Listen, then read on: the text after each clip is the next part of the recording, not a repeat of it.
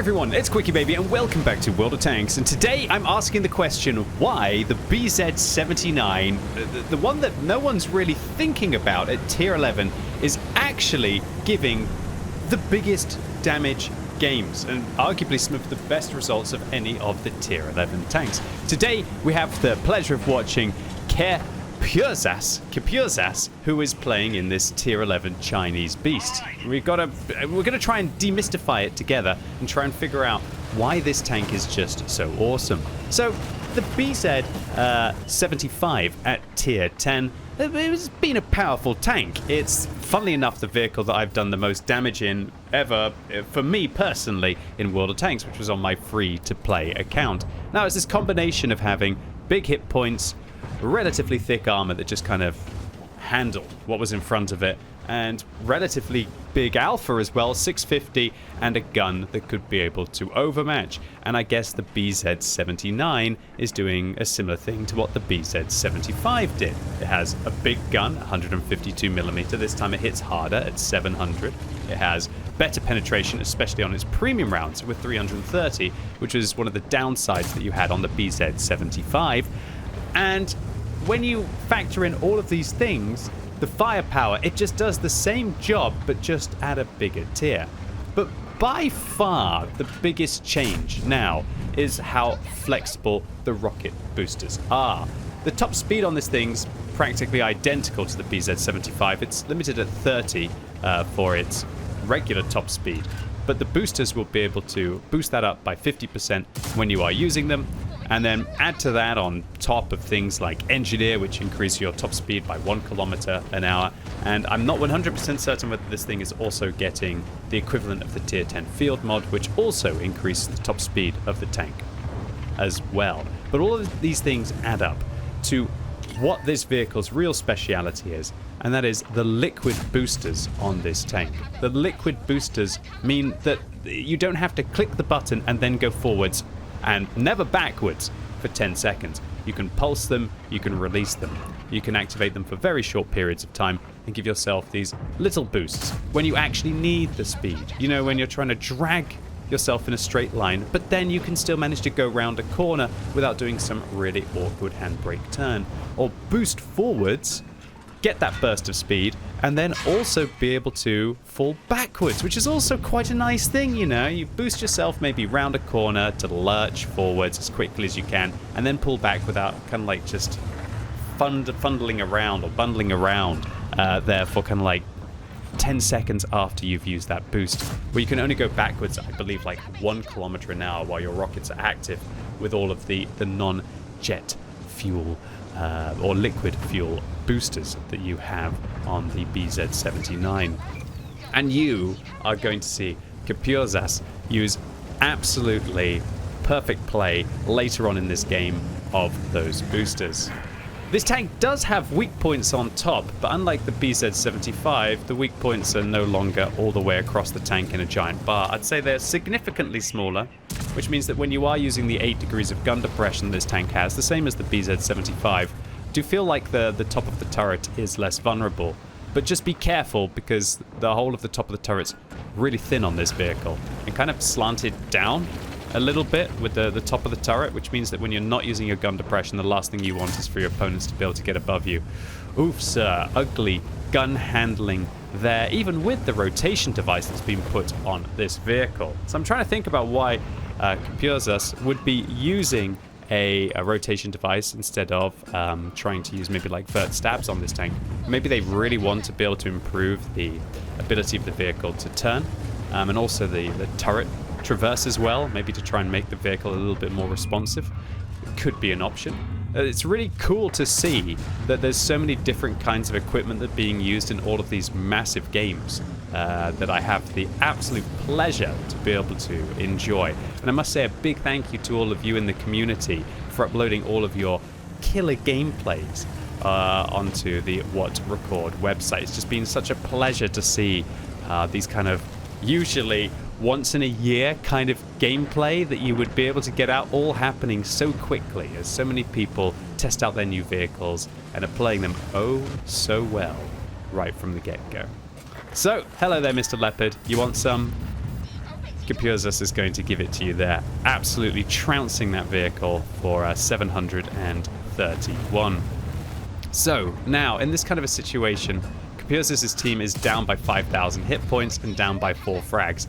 And these are the kinds of situations where dreams are realized, right?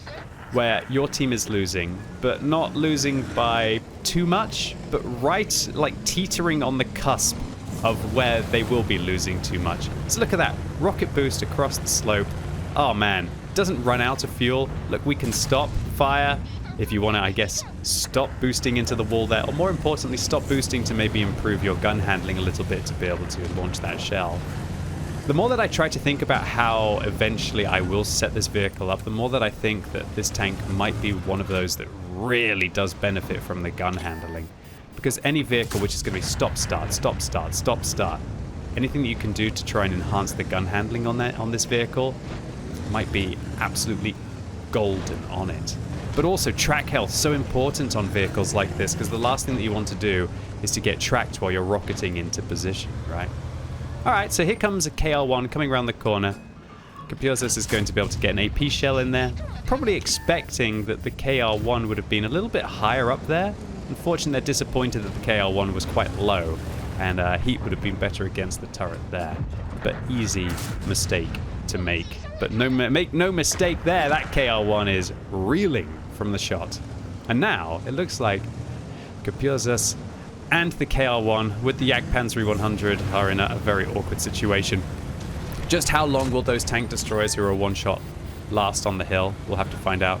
Capuzas comes around the corner. Are they going to load an HE shell here to be able to finish off the can opener? They definitely are. And they actually, for the first time in this replay, burn their fuel all the way.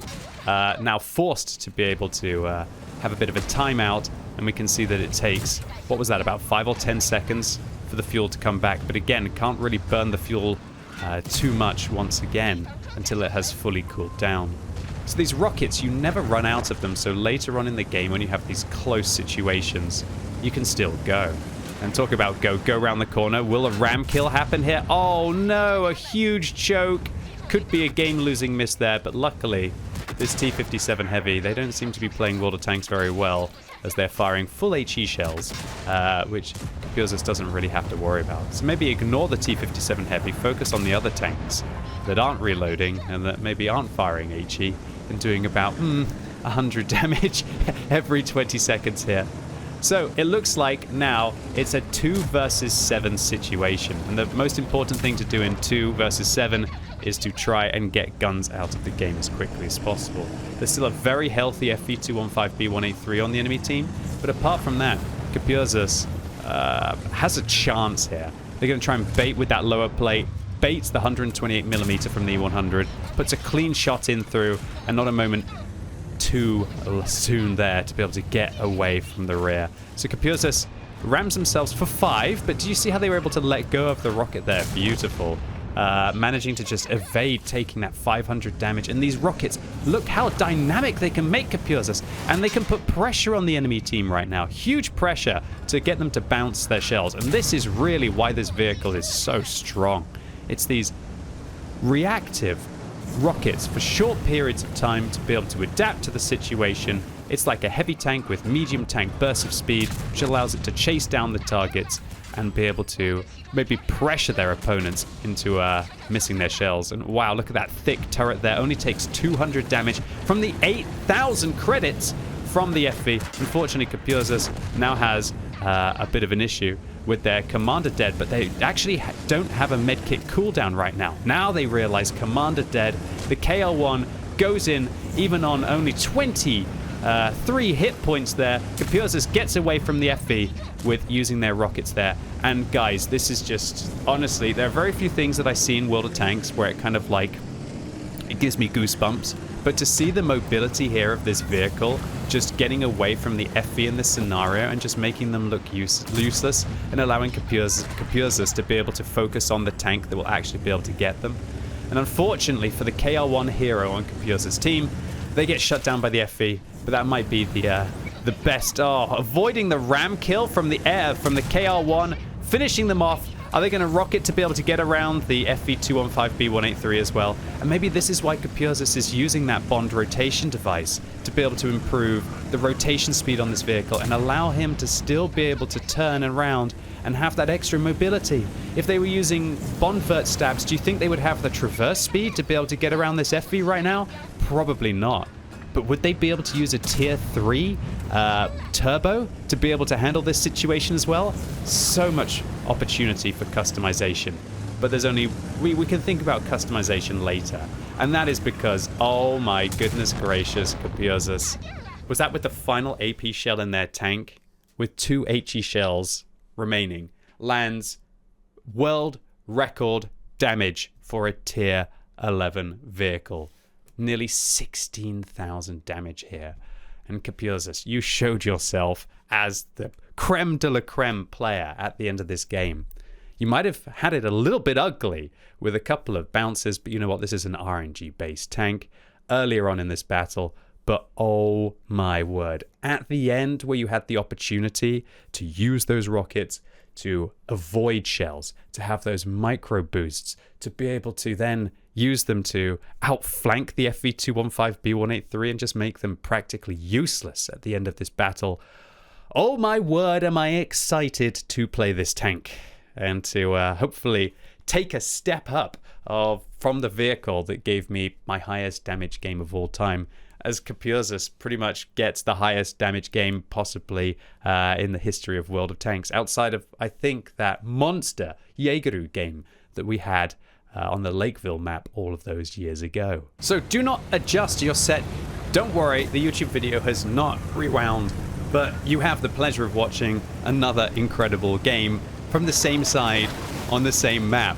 Looks like the BZ-79 is doing very well on Ghost Town, at least from the south spawn, as we have DPI showing you what the BZ-79 is once again capable of, using those rockets to be able to get into position. Will they be able to do more than Capuzis was able to do? Well, that would be very tricky indeed. It's just mind-boggling to think that we just saw a 16,000 damage game. But I really like that DPI is going to show you very aggressive play instead. This is a very risky maneuver to be able to go into this position. You're going to see just what the BZ-79 is also capable of. And that is aggressive play to the front, big alpha, allowing the trades. And DPI is focusing on the full gun handling of this vehicle with the experimental turbo, along with those vert stabs and the gun rammer to be able to pump up the DPM on this tank. And man, look at that gun handling now. DPI showing good API with their actions per minute now, firing on reload and being able to get the shells down on the hull of their opponents. And they're all aiming, and I hit the gun, I believe, of the 60 TP there. And they're all aiming for those weak points on top of the BZ-79, but they're oh so much smaller. There's still a vulnerability. They're definitely an opportunity for the opponents, but they're so much smaller than on the BZ-75 that means that they're a tricky thing to be able to hit. And so even players with 2 marks of excellence like this IS-7 are really struggling to be able to find the weak point on the BZ-79. So I think this thing, oh man, I'm so looking forward to getting this one now. Is this the dark horse that no one's really playing because, oh, it's a Chinese heavy, oh, it kind of has the same mechanic as the BZ-75, you know? It's pretty much just the same tank at a higher tier. But boy, after seeing what Presumus was able to do with those boosters, now I'm thinking that this might be the dark horse that while no one's really thinking about, it's actually the one that just absolutely slaps inside the game. And I'm really liking the look of this double gun handling build here. So aggressive though to not be using a durability device on this vehicle, because as I said, the last thing that you want is to get your tracks locked down. But then again, you know, I think the upgrades on the tier 11 heavies all have track hit point upgrades, so maybe you can be able to get away with it if you're also using a large repair kit like DPI is here with that reduced cooldown. Lots of different builds, lots of different customization, but one thing is for sure, getting shells out quickly against your opponents and having a good aim like DPI while also absolutely clubbing through these weak points on the enemy team, yeah, this works. DPI right now is really showing that the weak point on the Taschenratte for good players like DPI is not so much of a concern. Proceeding to almost like not aim, at least fully, but still being able to just absolutely clap the cheeks of the new tier 11 mouse. So there we go, IS-7 dodged, IS-7 punished. Man, is this just the dream of the dream farms? And this replay, it just goes so well hand in hand with what we just saw.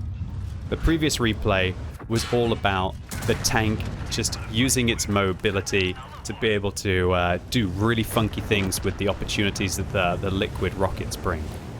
The gameplay that you're seeing here really has nothing to do with the liquid rockets, and this is everything to do with just raw aggression and a dangerous gun handling build on this vehicle, and just absolute power farm.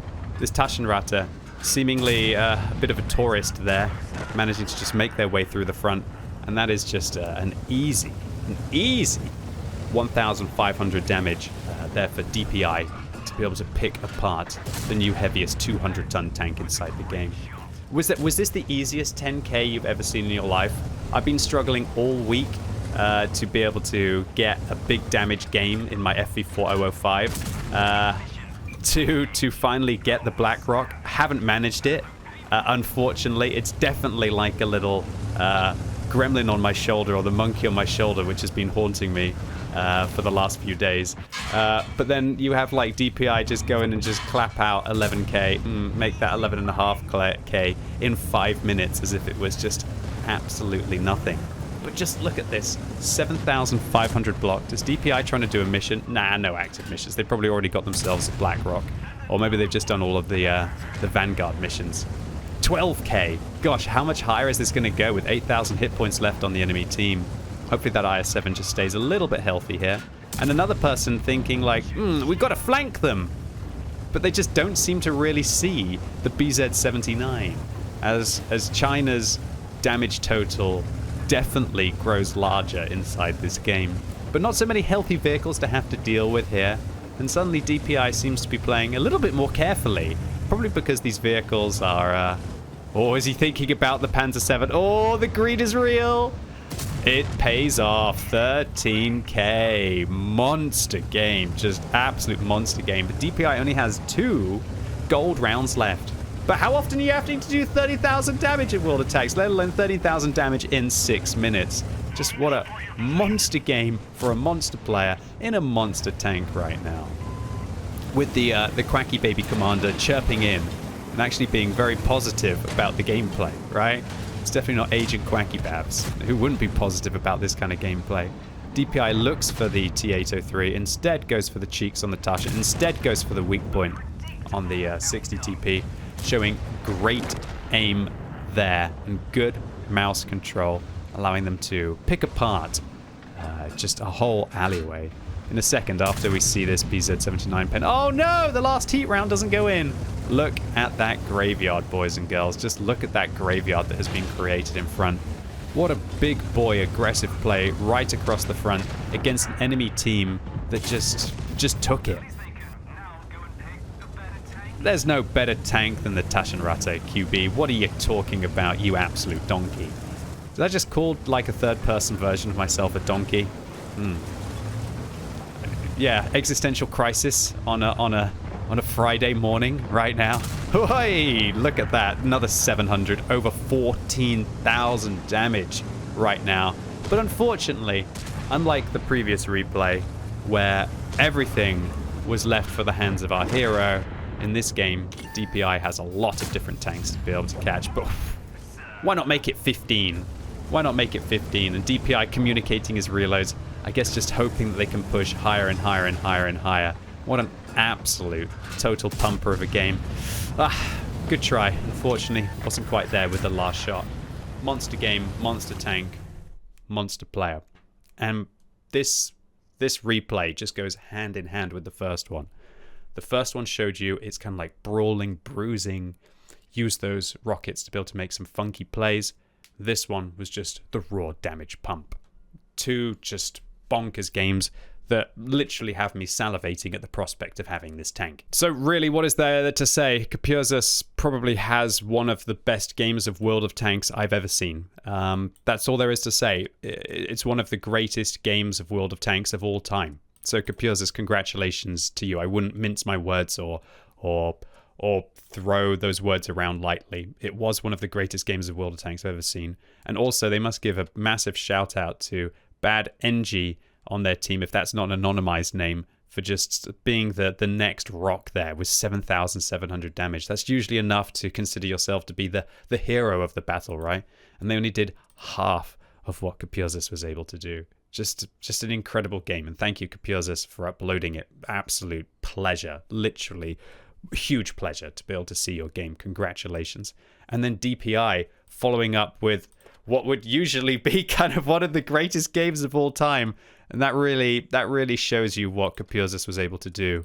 That even such an epic, incredible game by DPI just feels like it truly is. And 1,920 base would even be considered to be like a shadow of the previous game.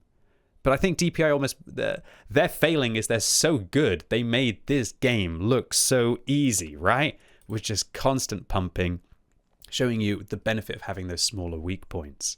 What an absolute monster tank the BZ-79 is. And DPI, congratulations to you on a ridiculous, nearly 15k game. Absolute monster stuff. The stuff of dreams. The stuff of absolute dreams.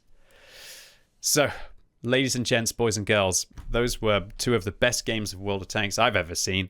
I really hope you enjoyed this video today. If you did, make sure you give it a thumbs up. If you hated it, give it a thumbs down. And let me know in the comments down below why you think the BZ-79 is just so darn good. And if you're watching this video as it goes live on Friday, I'm going live all day on twitch.tv/QuickyBaby for some brand new drops tokens. So come and get closer to a free tier 8 or tier 7 premium tank.